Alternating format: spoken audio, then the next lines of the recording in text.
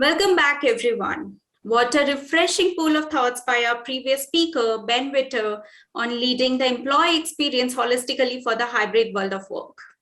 I'm sure you all must have learned at least one practice for leading EX in a different way. Coming up next is our mega panel on designing a wow candidate experience with leaders joining us from some great organizations who have been looking at EX from a different perspective.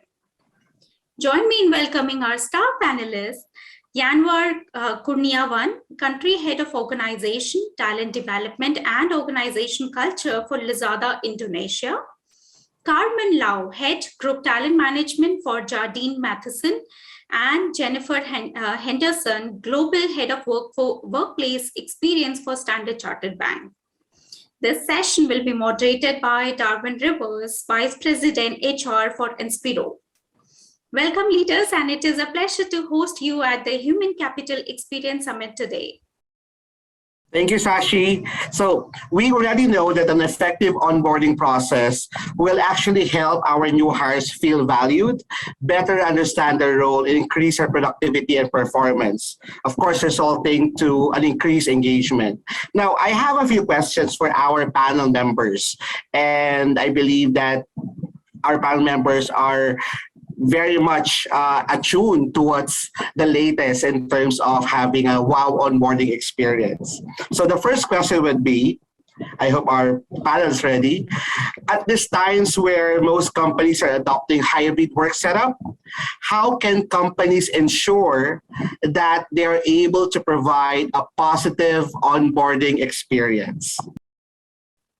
So let me direct this first question to Jennifer. Jennifer, what are your thoughts about this?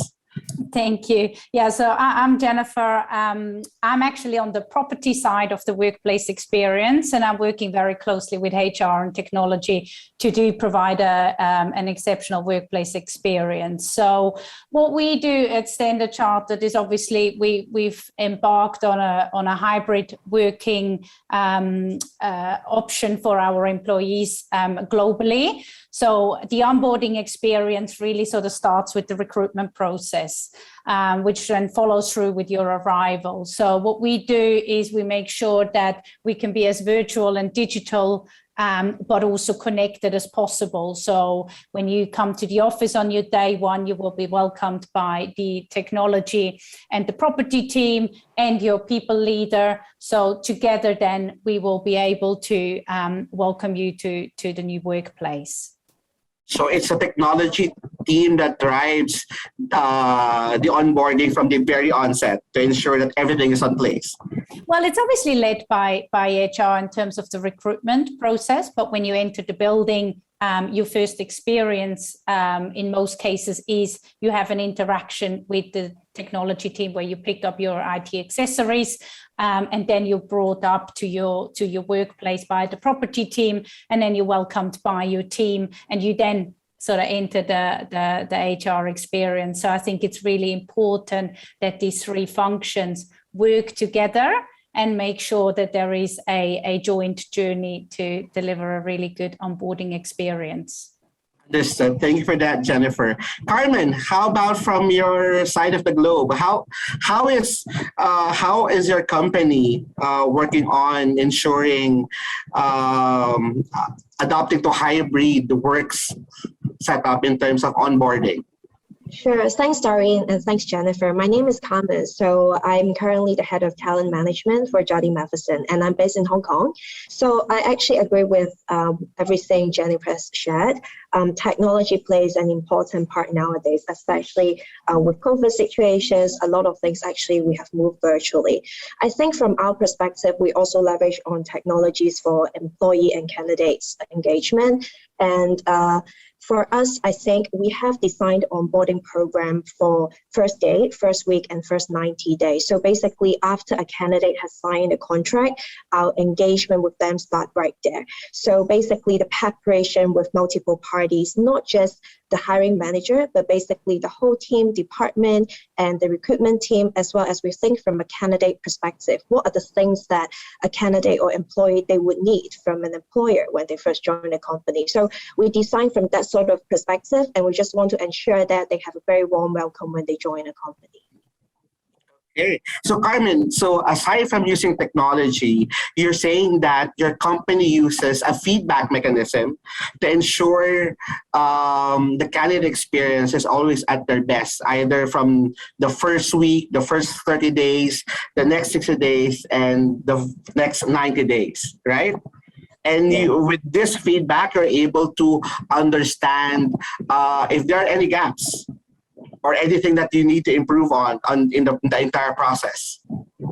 Sure. I think getting feedback from them is one of the metrics because we have designed on a candidate experience survey as well as a hiring manager survey. So it's not just on the candidate side, but we also get feedback from hiring manager as well. So from all these, basically, we'll be able to look at the data and the feedback and refine the process down the road.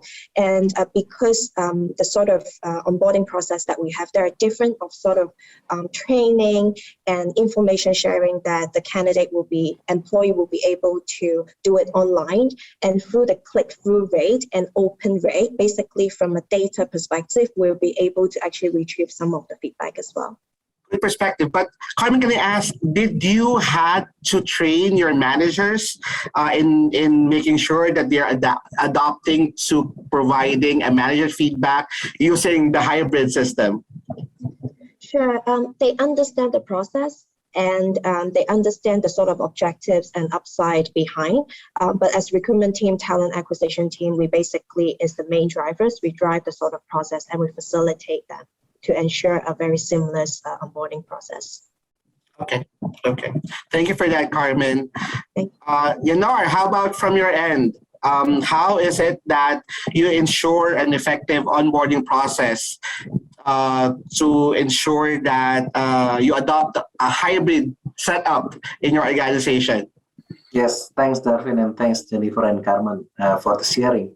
So from my side, I would like to say it on the three perspectives. The first, we really consider the candidate experience itself.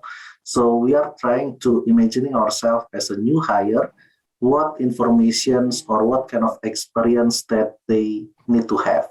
That's why for us it's important, even before the day one, we actually already give them the new hire booklet that basically tell them what they will experience for the next 1 or 2 weeks.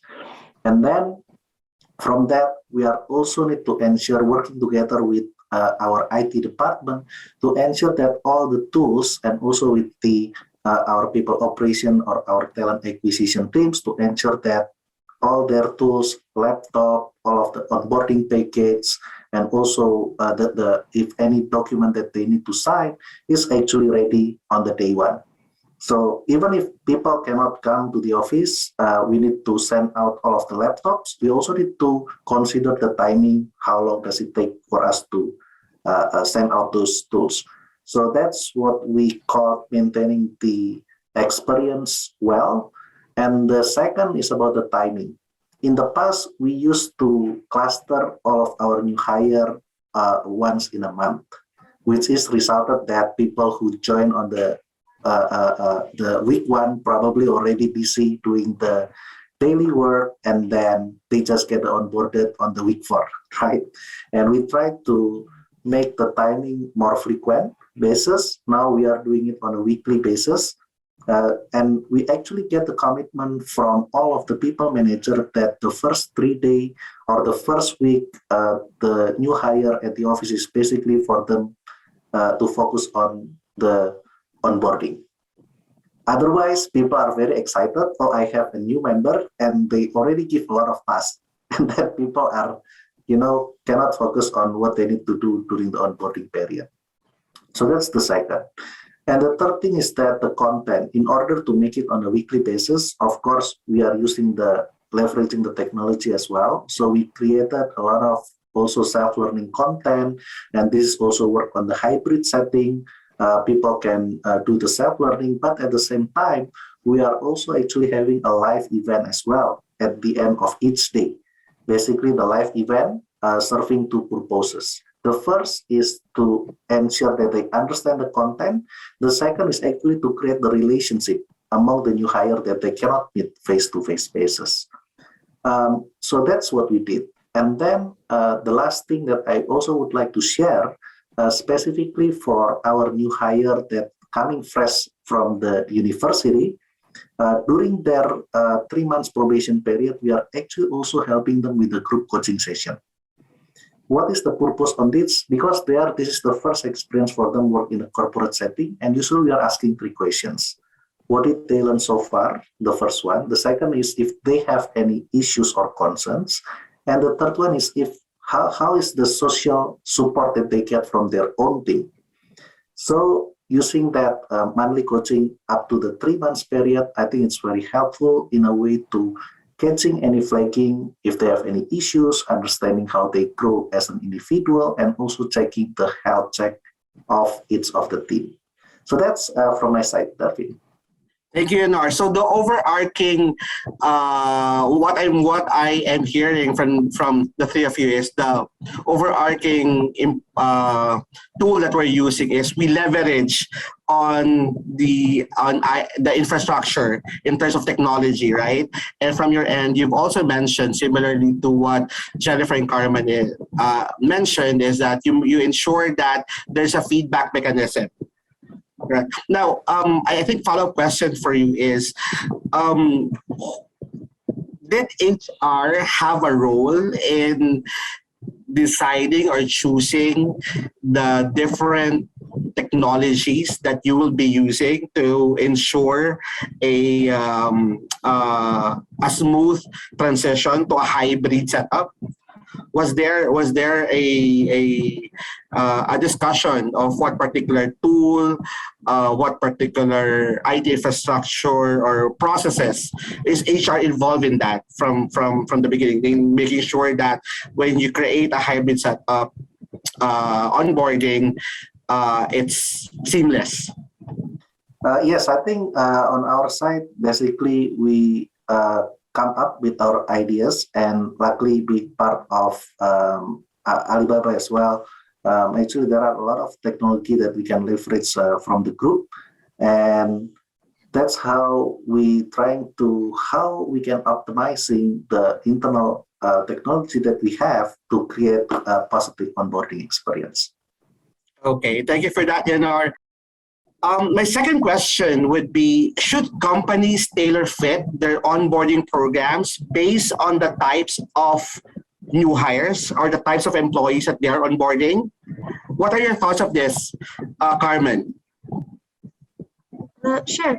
I personally think that yes, I think companies should tailor or adjust a little bit according to the type of audience, right? For example, B2C or B2B industry, the sort of onboarding process could be different, because if it's a B2C, then you will probably have a large population of frontline employees. The sort of onboarding process, it have to be quick and very pragmatic and very useful, so that they will be able to use it as store or any frontline sort of services nature. And then after frontline, I think we can divide it into graduate sort of onboarding, can be management trainee, can be people just fresh from university, and then will be the sort of professional, mid-career professionals, or even sometimes for very senior executive, do we want another sort of tailor program for them? So I think the fundamental baseline can be set, because that's the framework for every organization. But on top of that, I think we'll need to include other informations or reduce some of the information according to the type of audience. And obviously, I think technology will play a part as well, because nowadays a lot of things has changed to virtual, and I understand that a lot of training sort of platforms and tools can be actually facilitate to shorten the onboarding process. Thank you for that, Carmen. Next question for the panel. Unless, is there anyone from the panel who would like to add to what Carmen has just mentioned?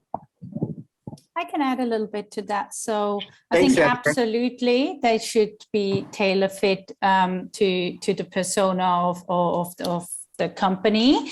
There's obviously a few in many companies, but I think there is a certain element of an onboarding process which should be consistent for the new employee, of course, to have the same experience as the others, but also for the hiring managers to really sort of be able to have a consistent approach in terms of bringing someone into the organization. There is obviously a set of guardrails a new employee needs to know, which is the same for everyone, whether you're a COO or a receptionist.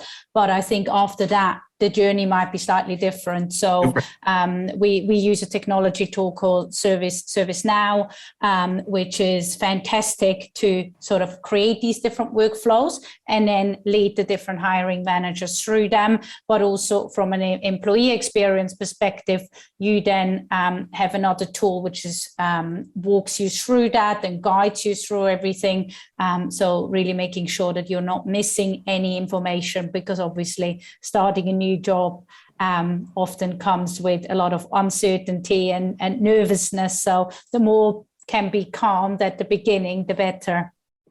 Agree. So the basic information, basic and critical information about the company should be across all types of employees, but you can actually tweak and tailor fit part of your onboarding process depending on the types of new hires that you will be onboarding. Either are they fresh graduates or are they people with experience? Because of course, people who have experience would have a different view or questions than those of those fresh graduates, correct? Okay, so next question would be, how can organizations effectively measure the success of their onboarding programs and ensure ROI? I believe, Yanuar, do you have thoughts about this? Yes, sure. So basically for us, when we are going to measure, we measure it on a different level.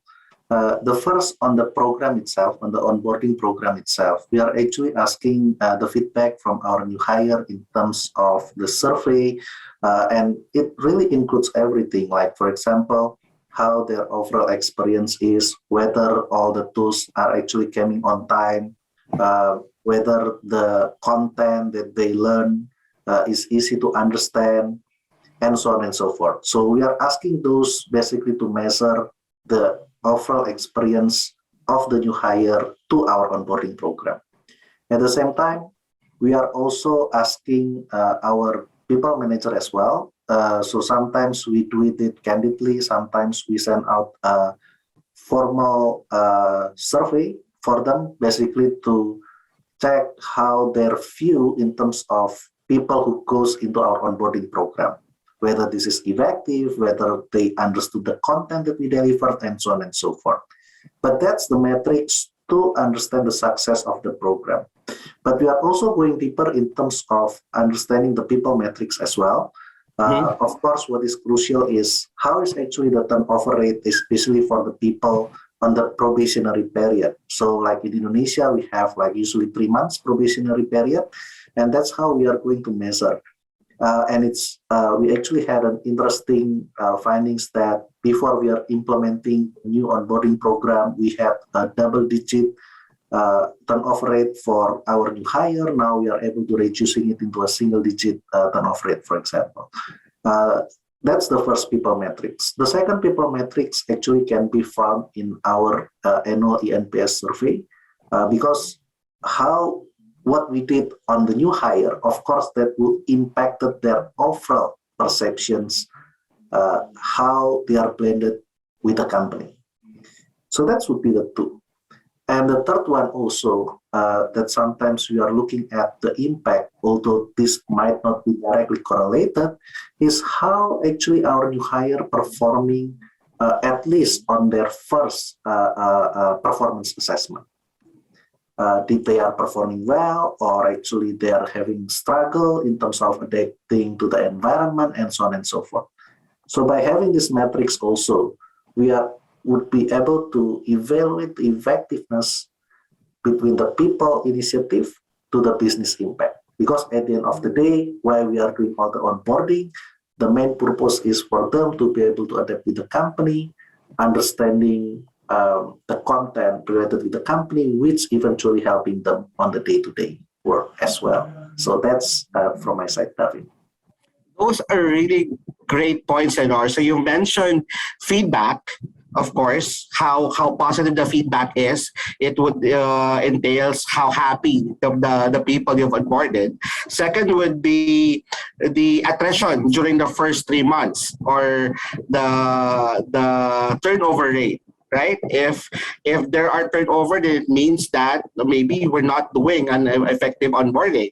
And you've also mentioned about the productivity level of these people during the time of the probationary period, right? So because we all know that if we really have a very strong onboarding program, and the people would have a very good onboarding experience, it would resonate to the time that they are working in the organization. It will show how motivated they were when they were onboarded, right? Thank you for that, Yanuar.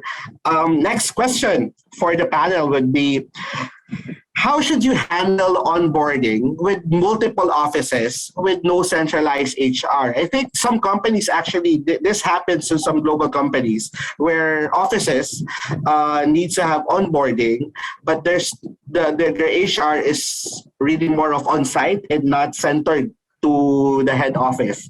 Carmen, would you have any thoughts about this? Sure. I think once the onboarding framework is clearly laid out, not necessarily that we need a big team of HR team to be based in that certain location, right? Especially a lot of things we leverage on technologies. So we just need to carve out what are the things that maybe the employee's direct manager or the team, they will need to be responsible for. And if we want to assign a buddies to that employee being in the same office or even in the same location but virtually, I think then would already set a very nice baseline.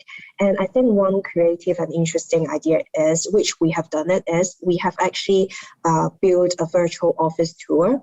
So even though for candidates that are not based in headquarters, they will get a sense, even if with the travel restrictions, they will also get a sense, okay, what is it the company headquarters or other offices looks like?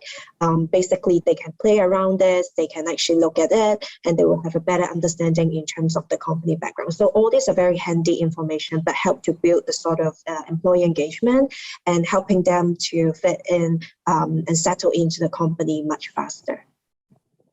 Like it, Carmen, you've mentioned something that most Fortune 500 companies are doing,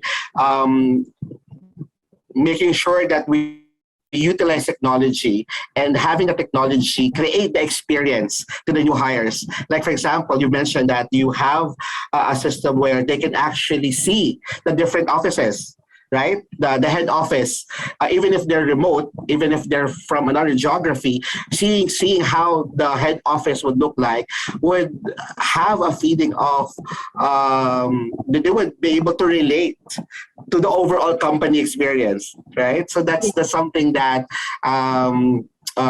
is really important right now, being able to connect that experience from the people in the head office, from those who are working in different geographies. I appreciate that, Carmen. Any other thoughts from the team about this particular question? Well, if none, we can move to the next question.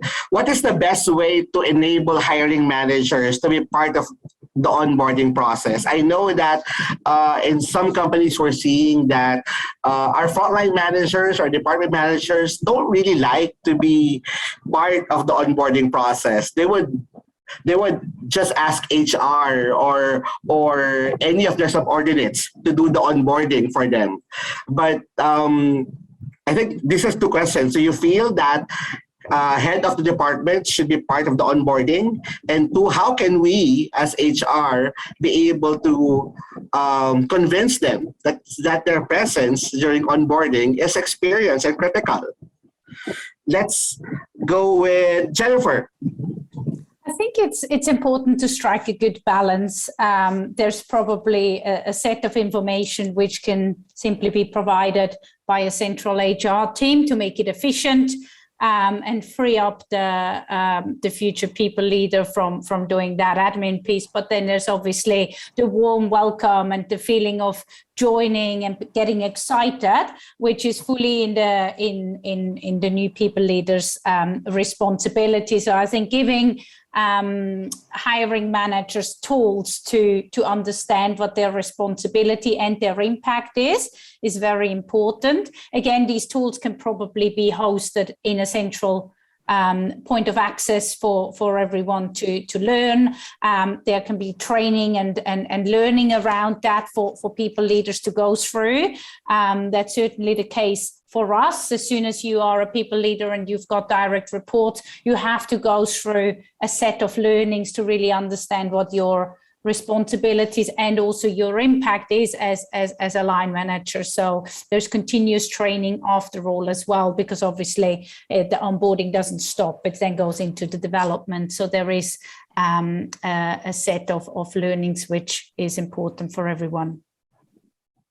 Thank you for that, Jennifer. How about from your end, Yanuar?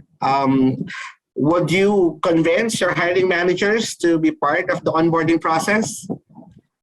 Yes, Darwin, actually, that's very important from us as well, that hiring manager really also have the ownership in this process.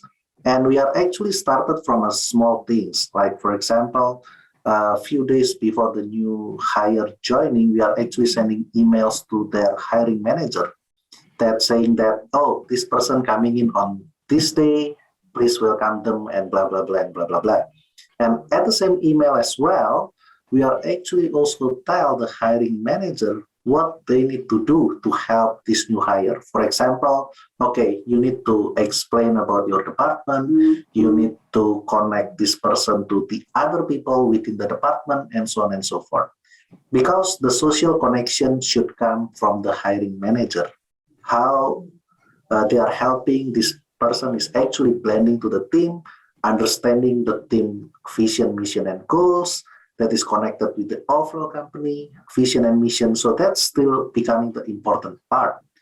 And for us as well, actually what we are convincing them, we also get the buy-in for them to also trust us that the first few days when people are joining, to give them the time to really go through the onboarding processes, not immediately bombarding the people with all of the task, the assignment, the job, and confusing people. So that's how we are working hand to hand. And there would be a transitioning once we finish with the people onboarding. We are actually giving and telling the candidates that now this is the time for you to do the functional onboarding with your hiring manager and the overall team. Agree. So having a leader, a department leader present during onboarding is critical, because the department head would be able to provide new hires of the kind of culture, right, that their department or the overall company would looks like. And also it gives the new hire sense of value, that the leaders are valuing them from the very start of their employment by just being there, right? Agree. So next question would be, how do we ensure that we create an effective, unforgettable onboarding experience? What should day one look like for all employees when it comes to onboarding? So let's start with you, Jennifer. I think it's probably really what happens before and after day one, because often day one is, again, as I said before, it's when you pick up your computer, you set it up, you go into the HR system, you update your address. I think it's really important that you are taken on this journey to get excited to join a new company, that you know where you're going. So a piece of work I'm doing between real estate and HR is we're doing a joint immersive onboarding experience. So especially in the hybrid way of working, it's important for you to know in what building you're going, what amenities have you got, where can you get your coffee, where is your locker, all of these things, which is going to make you feel safe and welcomed when you come on day one. We've got community hosts which welcome you to the building, show you around, give you a welcoming tour, because again, in a hybrid way of working, your people leader might not be in the same country. Hence, we work through either the property team or we work through a buddy system. So if your people leader is not in a country, you will be escorted by a buddy. And then, of course, it's very important what happens on day two. Ensure that there is something happening in the building. You're coming to have an experience when you come to work, and you're obviously well introduced to all the technology in the meeting rooms, because again, probably very soon you're going to be jumping on your first call. So I think what happens before and after is probably most critical to have a great day one experience. It's a consistency of the experience from day one, Yeah. right, Jennifer? Agree. How about with you, Yanuar? What's your take on this? How should employees have their day one? Okay, so for me, I think to summarize, I would like to use the analogy of the body, mind, and heart. So in terms of the body, of course, getting all of the tools that the company are needed on the onboarding package, laptop, dealing with IT, and so on and so on, the physical things. The second things about the mind is really about they have the clarity of what they are going to do for the onboarding journey itself.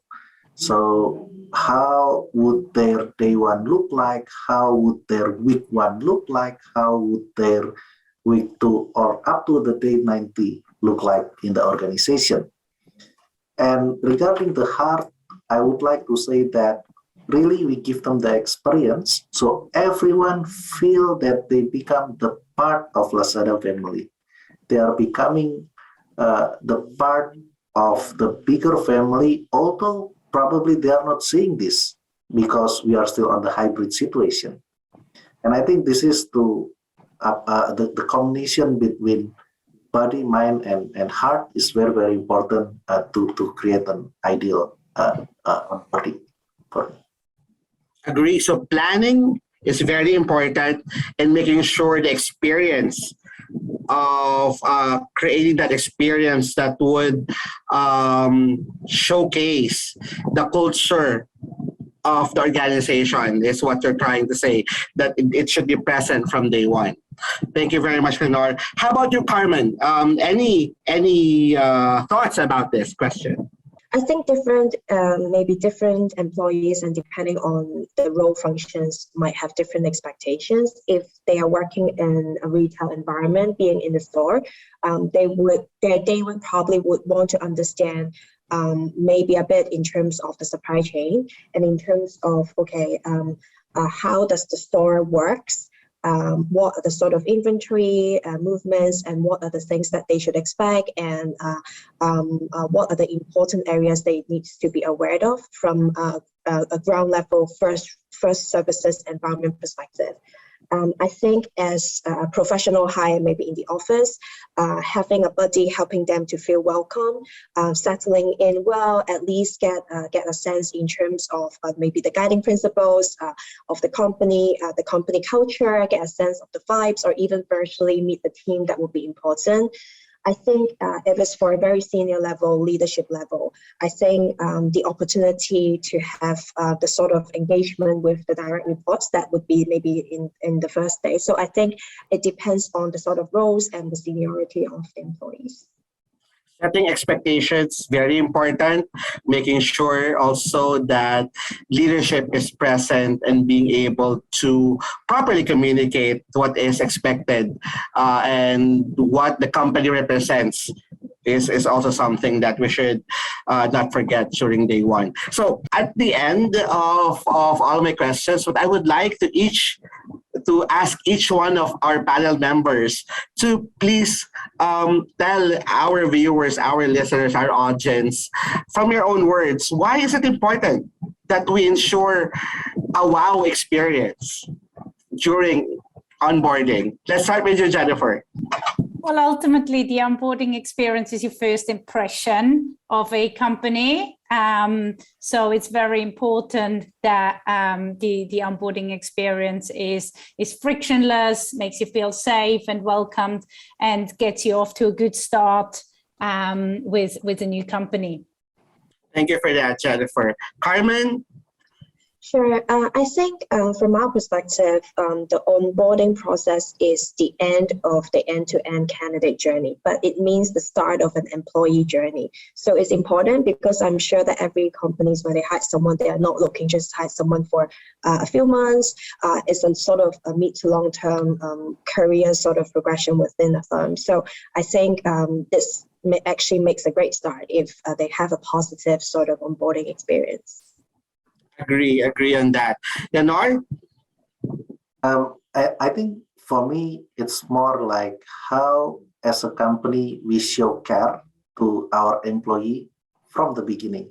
So I think this is what the differentiate the good company with the even better company, because then if you showing care for your employees starting from the day one, basically you will create a long-lasting impression that will stick to your people even for a long time.